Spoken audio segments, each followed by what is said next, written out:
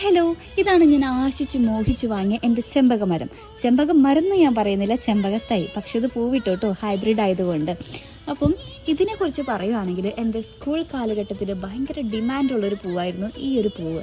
ഇതിപ്പോൾ മുഴുവനായിട്ട് വിടർന്ന പൂവാണ്. പാതി വിടർന്ന പൂക്കൾ ഗേൾസ് തലയിൽ വയ്ക്കുമായിരുന്നു. അതുപോലെ തന്നെ ബോയ്സ് പോക്കറ്റിലും അതുപോലെ തന്നെ ചെവിയുടെ സൈഡിലൊക്കെ വെച്ച് കൊണ്ടുവരുമായിരുന്നു കേട്ടോ. അതുപോലെ ബോക്സിൽ വയ്ക്കും, പുസ്തകത്താളുകളിൽ വയ്ക്കും, അലമാരയുടെ ഉള്ളിൽ വയ്ക്കും, വസ്ത്രങ്ങൾക്ക് സ്മെല്ല് വരാൻ വേണ്ടി. ഈ ചെമ്പകം അറിയാത്ത കുറേ പേരുണ്ട്. ചെമ്പകം പല വെറൈറ്റീസ് ഉണ്ട്. ഇതിനെ നമ്മൾ പനിനീർ ചെമ്പകം എന്ന് പറയും.